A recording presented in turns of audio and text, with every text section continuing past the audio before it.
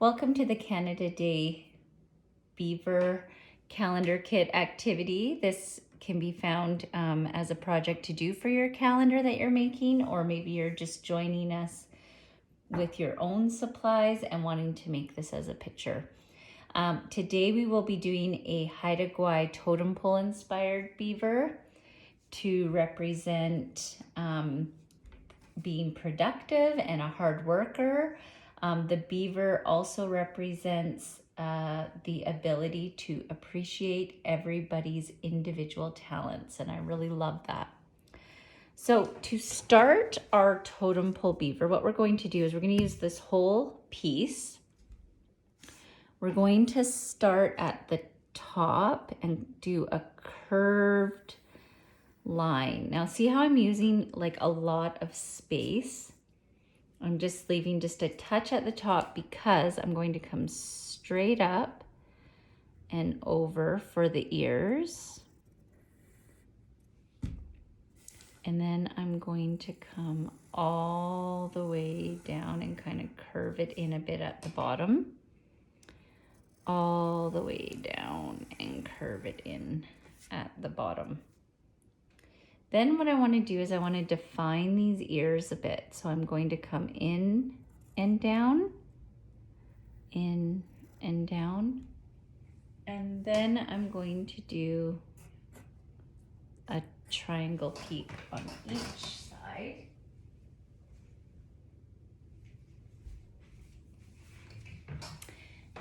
Now I want to do some eyebrows. So this is about the middle. So I'm going to come from the side.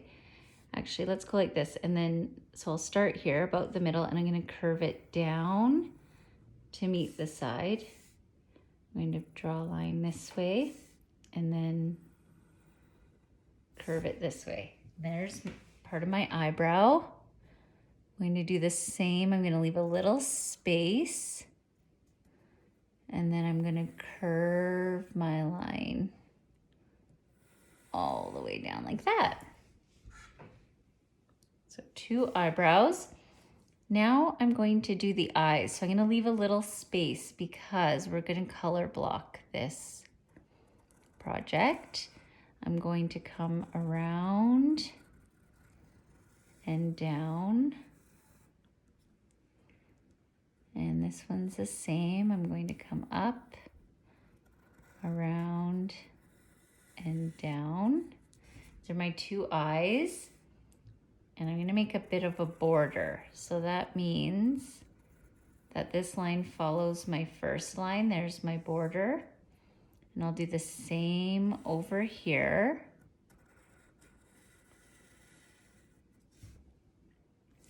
And then the eye, I'm going to do a big circle inside here. And the same goes for over here. Big circle, and then I'm going to do the inside.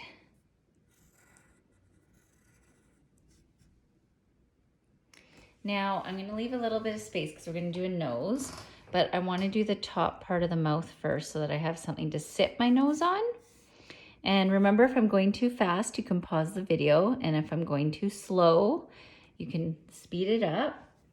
So I'm going to start. I'm going to give myself a little bit of space in there to draw a nose, but I'm going to start here and swoop down to this side and swoop down to this side. That's going to be the top of my mouth. Now I'm going to go like this and kind of draw almost like an oval shape. And then we'll do 2 half circles on the side. And then we'll add a detail of a curly line. So I have my eyes, my nose, my ears, and now I'm going to focus on my mouth. So my mouth, what I'm going to do is I'm going to do that parallel line where I follow this line that I did first. I'm going to follow it underneath, but leave a little bit of space. Not going to go all the way to the end because this is going to be the mouth.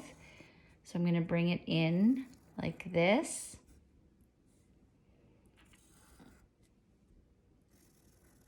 And I'll stop it like that because what I want to do is beavers are really known for those teeth, right? So I'm going to do a big set of beaver teeth. And that is kind of where they get their characteristic of being hard workers, because they use those teeth to really work on the land and make it how they want it to be. So I'm just going to kind of join that. However, yours might run right into the tooth like it did on this side. And you can see that mine didn't, but that's okay. But this really sets it apart that this is a beaver, right? We've got those big teeth. And then what I want to do is I also want the other characteristic of the beaver, which is the tail. So I'm going to do a half circle and do that parallel line. And then I want to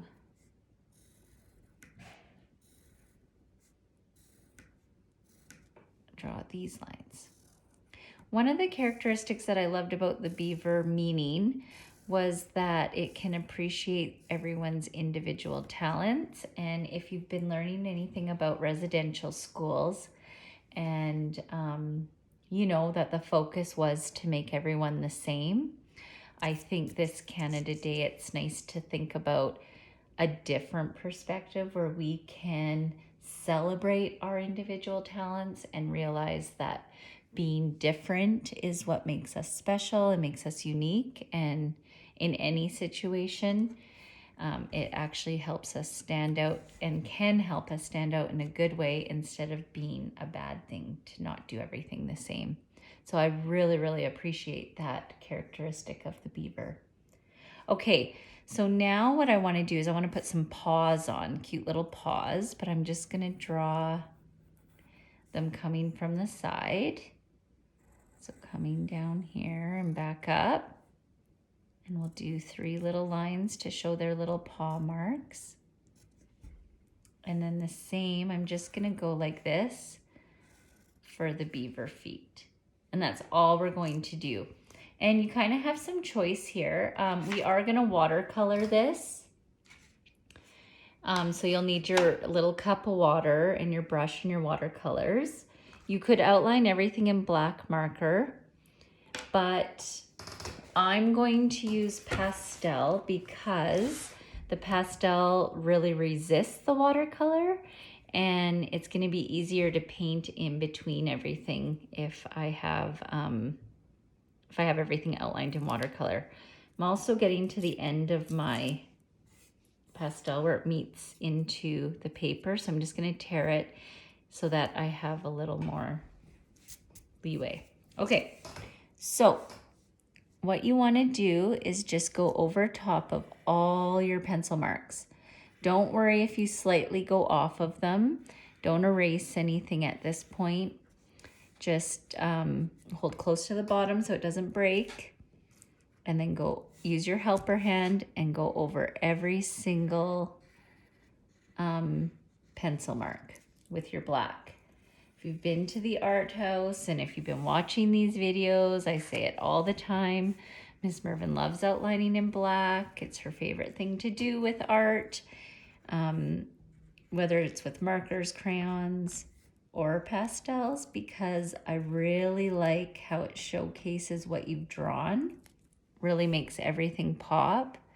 You do have to be a little bit more careful when you're getting into the squishy sections, but it's really good for your fine motor too, and that means your small movements with your hands. It builds those muscles in your fingers, and the more you do things like this, the better you get at your neatness and being able to do fine detail.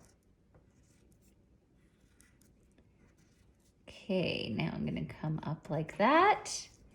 Don't worry about these smudge marks. When you're working with pastels, they're like a paint crayon. And that just means that they are not as wet as paint. They are drier. but they're softer than a regular crayon. And so they can give the illusion of an oil painting, which I really like. And that smudging is part of that, blending in your colors. So just make sure that you get into all those little spots. Don't forget any marks. And there you go. And you'll just want to make sure that you look at it afterwards and make sure you haven't missed any pencil marks. I think I got them all. And now what I'm gonna do, this will be really fun, is you get to decide what colors you wanna use on your beaver. So a lot of times what I'll do is I'll start with what I do know I wanna do. And so I know that for this one, I want to make my tail brown. And when you're working with watercolor, let's see if you can see, get my water in there. You want to dip your water or you want to dip your brush into the water and then into your paint, into your water, into your paint, until you have like a nice sort of painty mixture. And then you're going to paint it on top. And you can see that the black pastel, it's called Resist. It won't cover up the black pastel because the pastel sort of pushes it off so that it only stays on the paper. And so you can still see the pastel underneath, and that's kind of nice because then, so I want to do the beaver tail brown. I also am thinking that I want to do his paws brown. I'm going to be adding a lot of color though, because if you've ever seen like a real totem pole, they have a lot of color. So I'm just going to be adding these elements of brown, and then I'm going to be focusing on pops of color. So I like to paint what I know that I want to do in a certain color, so then it kind of gives me an idea what it looks like, and then I can decide where I want to go with the rest. So I'm going to go in here with brown as well, imagining this as a tree that's carved out. And so I'm gonna put brown all over this part. And if your brush is getting scratchy, that means you need more water. And if it's too light for your liking, it means that you've put too much water on. So I'm gonna just go in between because I know I'm gonna make the eyebrows a color. I know I'm gonna do eye detail in a color. So I'm just gonna do this, what kind of to me reminds me of like a background, all in brown. So it gives it that animal feel and that wood feel. I really like how this is turning out. I like this brown is really pretty. Okay, and I'm gonna come up in here because I want to do like a pop of color with the nose. I think I'm also gonna do inside the eye here brown. And these are some decisions I'm making in the moment when I'm looking at this and I'm thinking how I want my color to look. And you do not have to do the same as me. This is just a guide. I want you to use your creativity. Maybe you want this whole thing to be like a pink beaver or a purple beaver. Just because it is, totem poles are wood. Wood can be painted. So it's totally up to you. But I think I have enough brown on here. So what I'm going to do is really wash my brush, dip it in my water, and wipe it on the sides. And I really like this blue teal color I have. And you can see it. I've used these watercolors so much. They're really dirty. But when you put the water onto it, it washes it. That's the nice thing about watercolor. It's very easy to use. So I'm just gonna wash this up a bit. And then I am going to add eyebrows. Oh, that looks good. It's kind of a tealy, oceany color.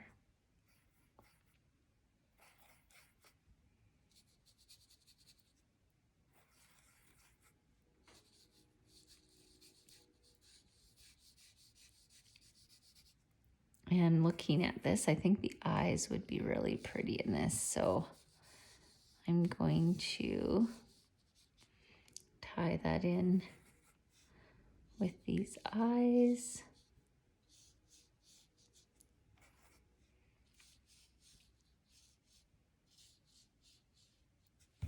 Ooh, I like that. And then I'm gonna use, I was debating on pink and red, but I think the red will really pop for the mouth. And I'm gonna go like this. Make sure my brush has enough paint on it, not too scratchy. And oh, I like how that red plays off that brown. It looks really, really pretty.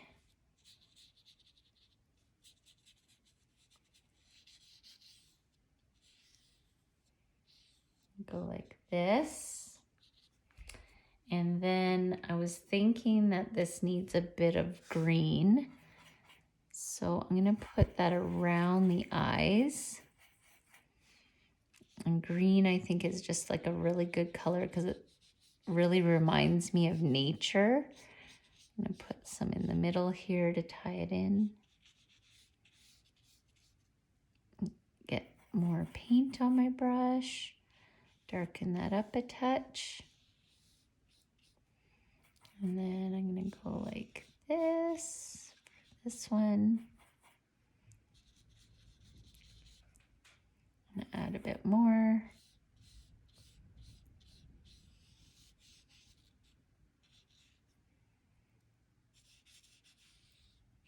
Ooh, I love it. Looks so good.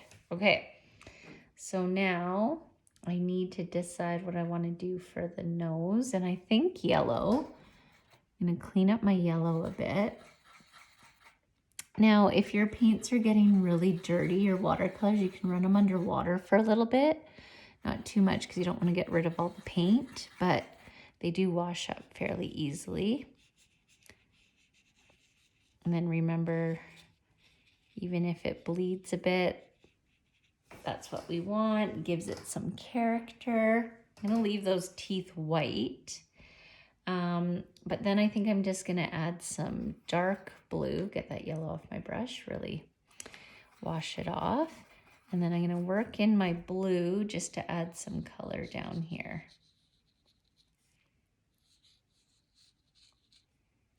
And you've got a beautiful Canada Day totem pole. I think for my background, I'm going to use the red again and go around the whole outside. This isn't a great big piece of paper, so it won't take very much to do. But it will just add that pop of color when you put it on your calendar page, or if you're deciding to frame this one, just sort of gives it a bit of pop.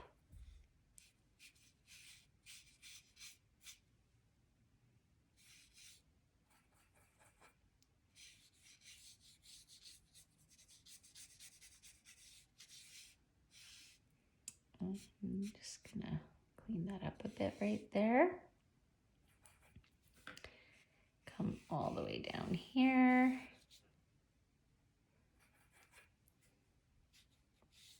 And then once you have that, it's like got all the white spots except for the teeth, and the teeth really stand out. And I think being a beaver, that's really cool. Now I'm looking at this and I actually want to make one little change because I see on my tail here, I'm gonna add black. Black's a really hard color to work with paint because it's not very forgiving, but I am going to paint this little border around my tail black. I think that's just the extra pop of color I needed. Yep, I love it. Okay, so if you've got the calendar kit, I will show you what you're going to do. You're going to take your, you want this to be totally dry, obviously, but you're going to take your painting and you will glue it onto your page, and then you will have another beautiful calendar page. Thanks for joining me. See you next time.